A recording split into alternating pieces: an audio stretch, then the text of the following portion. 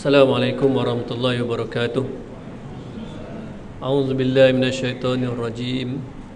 Bismillahirrahmanirrahim. Alhamdulillahi rabbil alamin wassalatu wassalamu ala asyrafil anbiya'i wal mursalin wa ala alihi wa sahbihi ajma'in. Rabbi shrah li sadri wa yassir li amri wahlul 'uqdatam min lisani yafqahu qawli. Subhanaka la ilma lana illa ma 'allamtana innaka antal alimul hakim.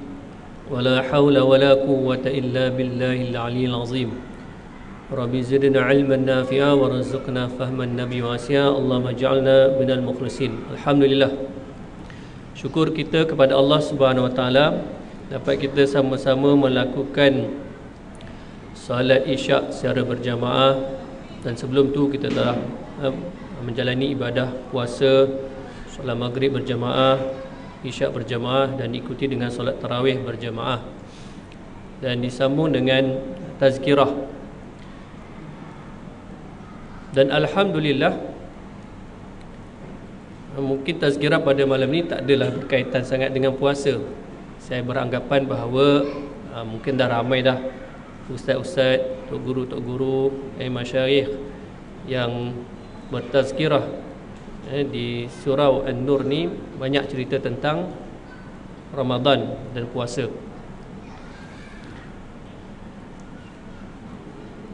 Cuba kita bayangkan, dalam bulan Ramadan ini kita melakukan ibadah.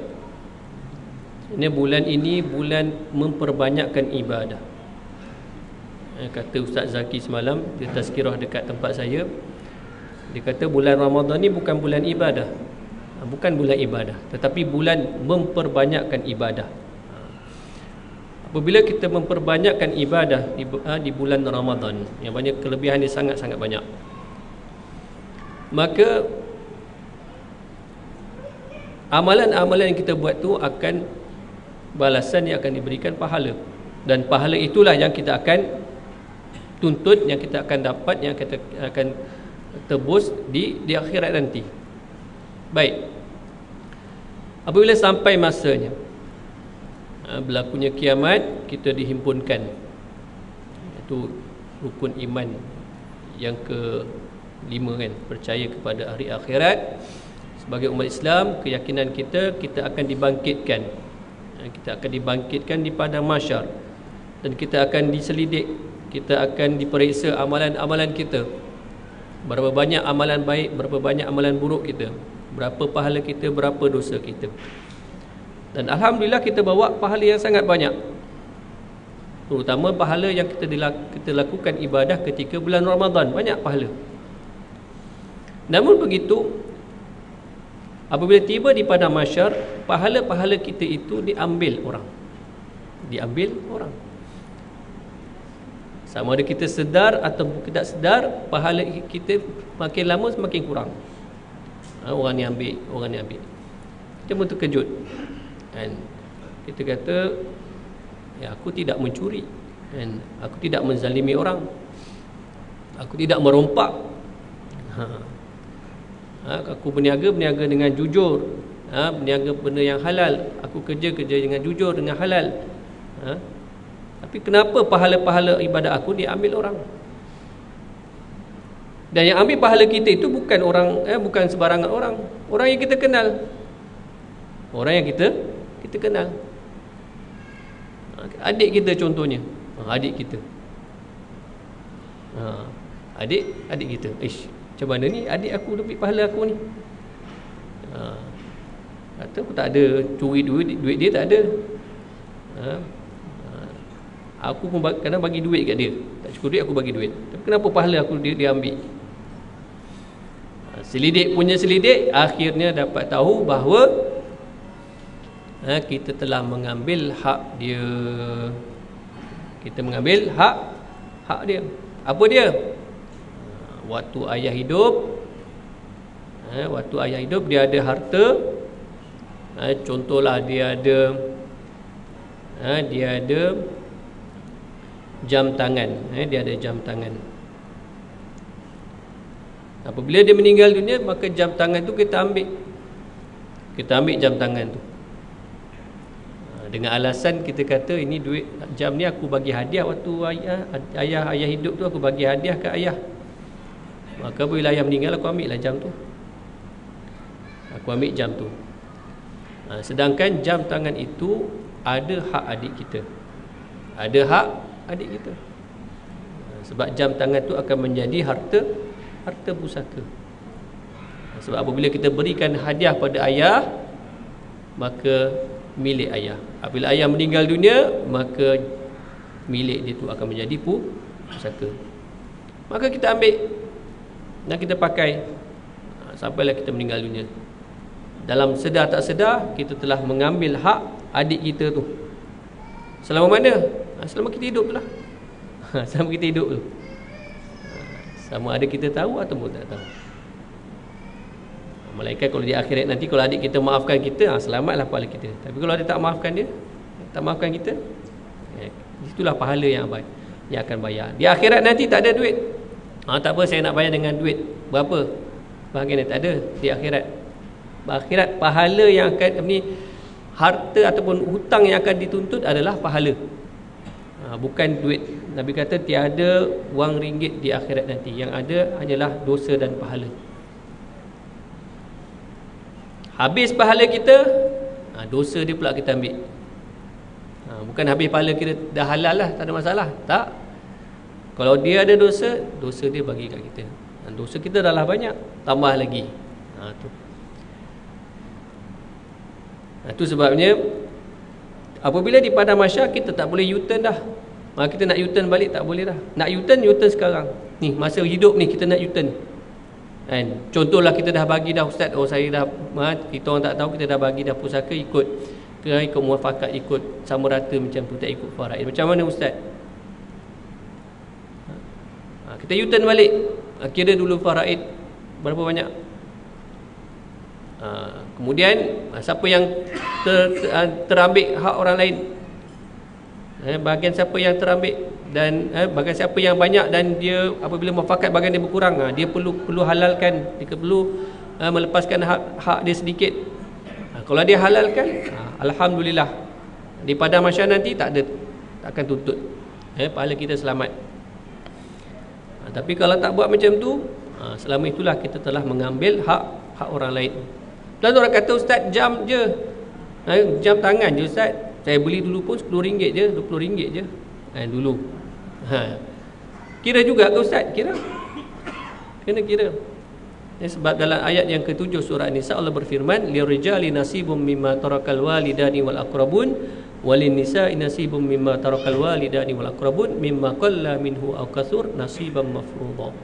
Bagi orang-orang lelaki ada bahagian pusaka yang ditinggalkan oleh kedua ibu bapa dan kaum kerabat, dan bagi orang-orang perempuan pula ada peninggalan pusaka daripada kedua ibu bapa dan kerabat, sama ada sedikit ataupun banyak. Mimma qalla minhu aw katsur, sama ada sedikit ataupun banyak, semua itu adalah harta pusaka dan wajib dilaksanakan mengikut hukum faraid kepada ahli waris, walaupun sedikit. Jangan main-main pusaka ni. Bukan nampak besar je, nampak tanah, duit dalam bank. Benda yang kecil-kecil pun dikira juga sebagai harta pusaka. Hatta 1 sen, 5 sen pun dikira juga. Itu nama ni, bahagian itu, maknanya kita mengambil hak orang lain, seolah-olah kita mencuri hak orang. Walaupun kita tak nama istilah mencuri, tapi sebenarnya kita telah mengambil hak, mencuri hak orang lain. Sama ada kita sedar ataupun kita tak sedar. Itu.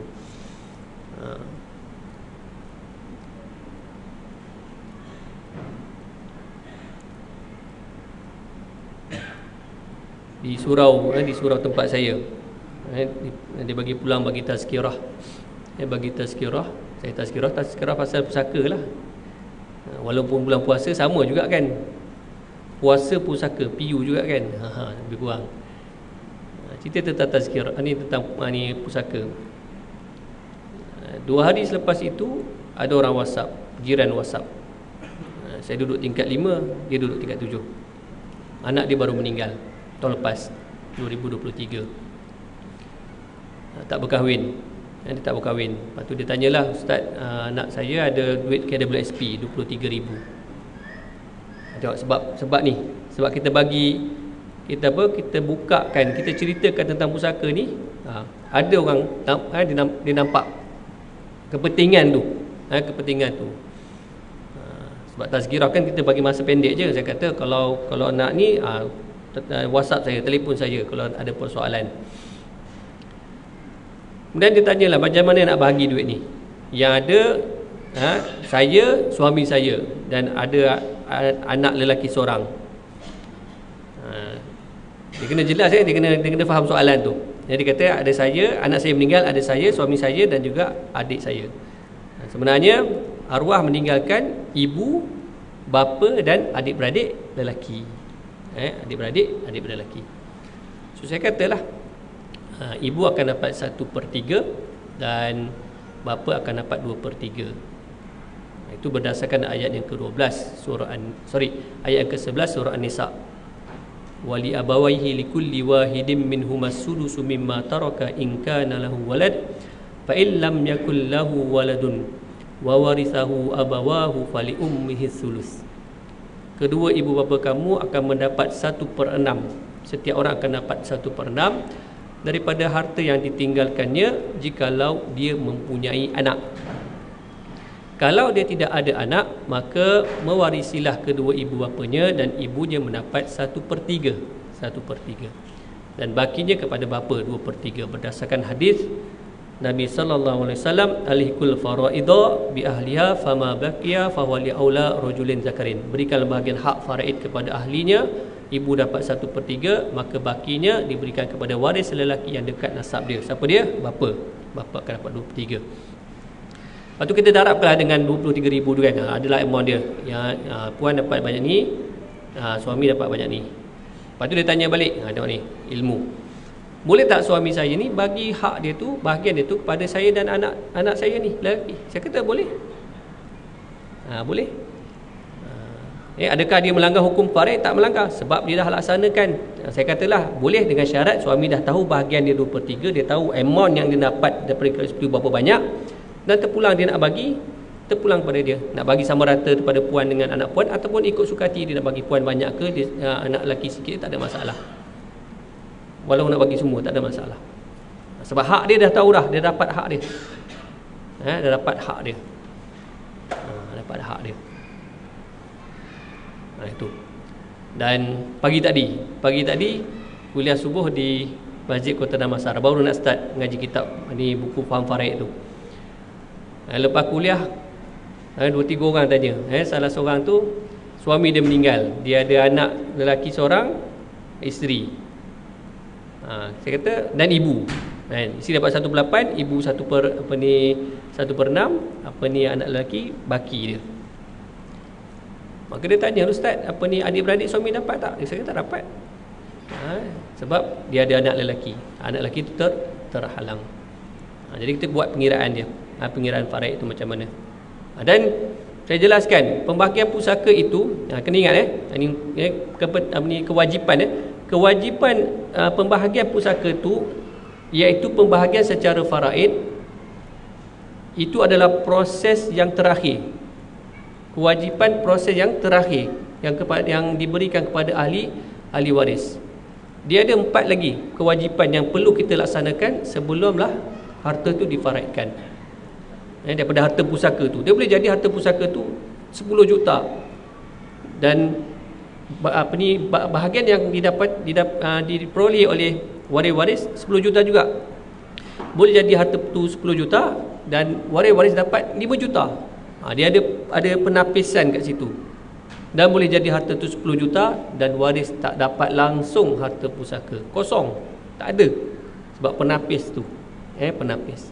Yang ada 4. Yang pertama, tuntutan harta secara langsung. Contohnya macam zakat simpanan. Itu kena asingkan dulu. Kemudian yang kedua, kos pengurusan jenazah. Wajib ambil daripada harta pusaka. Tapi kalau dia ada khairat kematian ataupun waris nak tolong bayarkan, itu tak ada masalah. Asalkan telah terlaksana fardu kifayah tu. Yang ketiga, hutang. Hutang ni banyak ni. Tu yang boleh jadi daripada 10 juta jadi 5 juta, boleh jadi 10 juta jadi tak ada juta, kosong terus. Hutang ni wajib kita laksanakan, hutang si mati. Bayar daripada harta pusaka si mati. Dan yang keempat, wasiat. Wasiat semati kalau ada. Lepas tu barulah faraid. Sebab semua tu adalah kewajipan. Wasiat ni kena jaga. Wasiat tu penting. Walaupun waktu hidup si mati tu, ayah kita contohnya dia kata, nak tanah kat kampung tu, ayah wasiat kau buat wakafkan, buat surau. Nak buat surau, buat tapak untuk surau. Dia buat wasiat tu sunat. Sunat. Tapi kalau lepas dia meninggal dunia, kena dengan syarat-syarat dia, maka wajib laksanakan wasiat tersebut. Bukan sunat, wajib. Bukan dia wajib. Itu sebabnya dalam ayat yang ke-11 dan 12 Allah berfirman 4 kali. Min ba'di wasiyati yusi biha audain. Pembahagian pusaka itu setelah ditunaikan wasiat si mati dan juga dilangsaikan hutang-hutangnya. Allah letakkan wasiat yang pertama. Bukan bermaksud kena buat wasiat dulu baru bayar hutang, tak. Apa yang dibuat oleh Rasulullah SAW, hutang dulu barulah wasiat.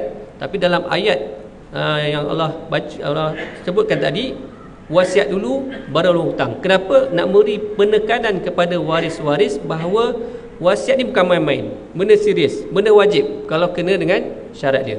Hutang ni mungkin waris-waris cakna ataupun kena ayah ada hutang ni, kita kena bayar, wajib bayar.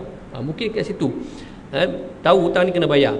Tapi wasiat ni kadang-kadang waris ambil ringan, ambil sambil lewa saja berkenaan dengan wasiat si mati. Itu sebabnya dalam surah An-Nisa ayat yang ke-11 Allah dahulukan wasiat min ba'di wasiyati yusi biha audain, selepas ditunaikan wasiat dan dilangsaikan hutang-hutang si mati.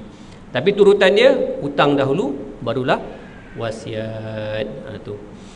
Itu kewajipan. Lepas tu dah baki barulah faraid. Barulah faraid. Dan peluang ni kita kalau ada masalah lagi tentang pusaka mak ayah kita, adik-beradik kita, ni bulan Syawal ni, adik-beradik akan berkumpul bincang. Berbincang. Bagaimana nak selesaikan? Kalau ada perkara yang belum diselesaikan, bincang macam mana. Kita pastikan buat turutan tu, yang kewajipan itu. Kalau nak muafakat, buat dulu faraid. Barulah muafakat. Dan muafakat pula yang banyak, yang dapat banyak dalam faraid. Dan apabila muafakat bahagian dia berkurang, yang itu yang perlu bersetuju. Dia bukan semua bukan semua yang perlu bersetuju muafakat ni. Bukan semua yang perlu bersetuju. Contoh, si mati ada 5 orang anak. 5 orang anak, 4 perempuan, seorang lelaki. 4 perempuan, seorang lelaki. Anak je, pasangan tak ada. Tinggal anak-anak saja. So dalam pembahagian faraid, contohlah anak-anak tu nak bagi sama rata antara 5 orang tu. Yang pertama sekali, yang wajib iaitu buat pembahagian secara faraid. Yang ni selepas kita dah buat 4 kewajipan tu lah. Lepas buat kewajipan tu, ada balance baki harta pusaka nak bagi pada anak-anak, maka kewajipan dia adalah mengikut hukum faraid dahulu.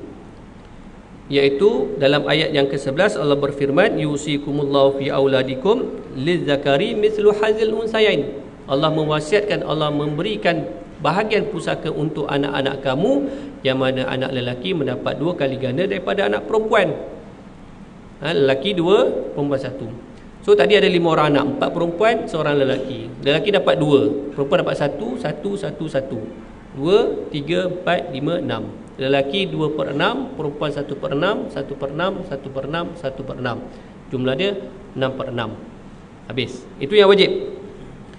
Nak bagi sama rata, maknanya 1/5 seorang, kan? 5 orang bagi 1/5 seorang. Yang perlu bersetuju siapa dia?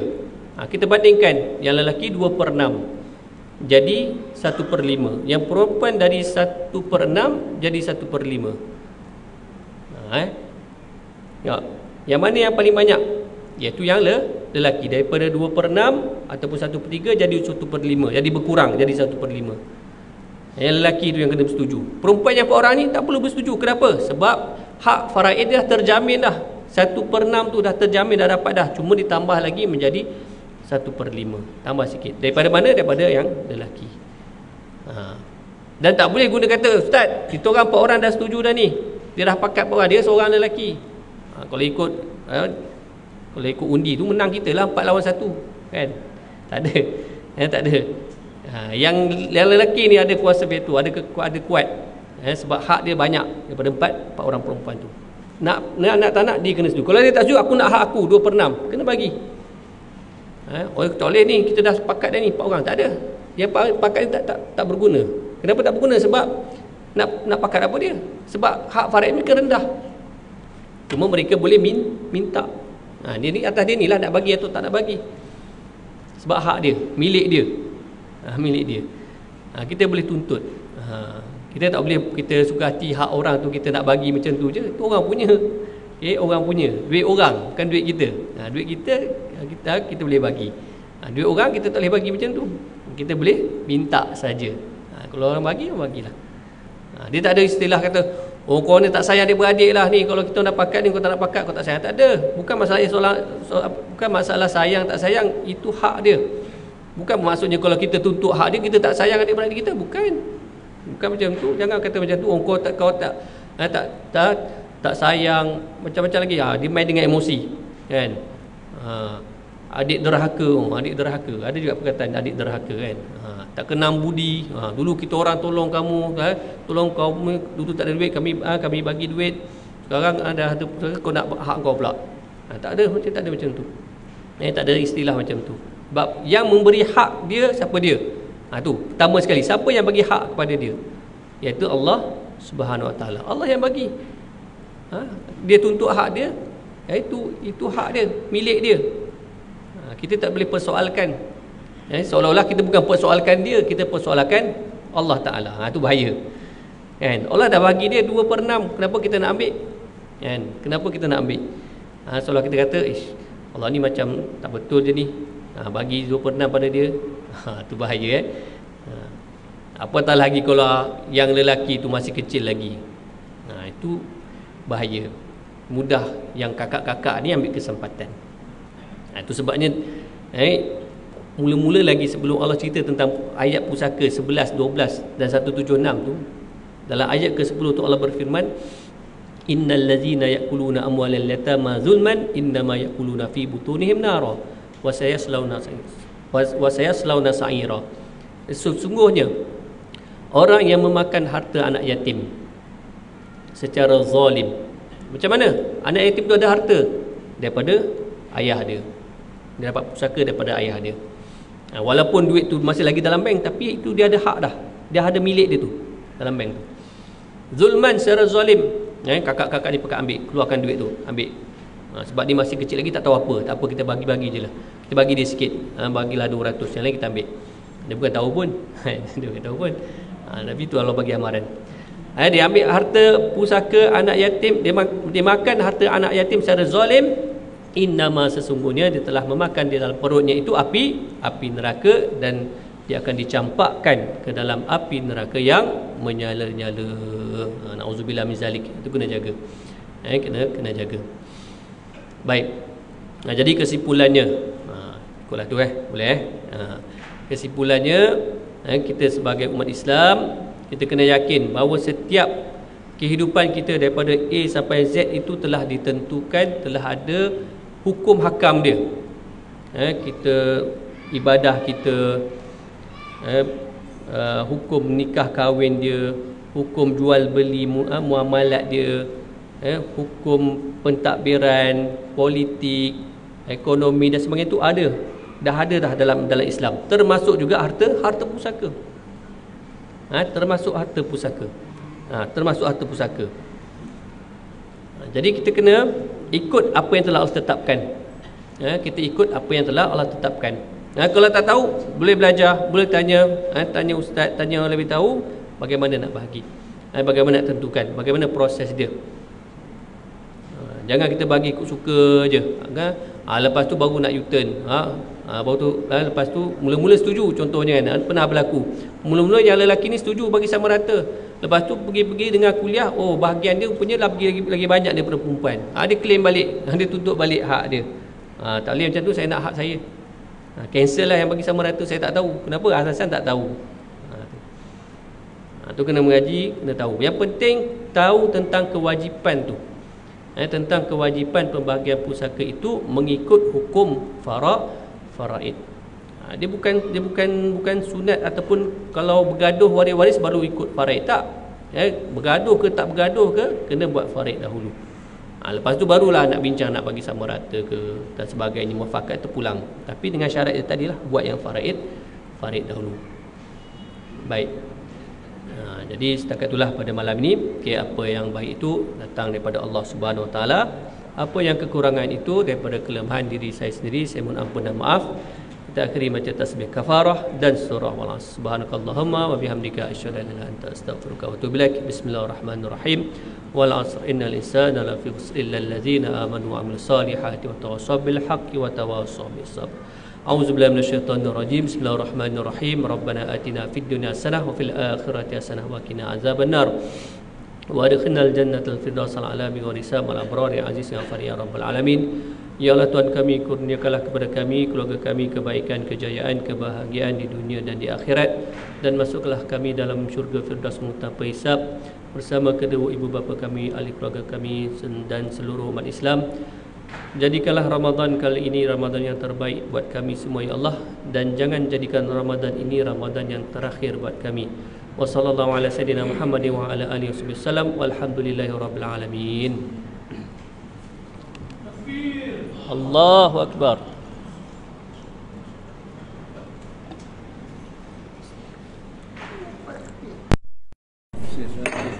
Ustaz. Ini mana tak?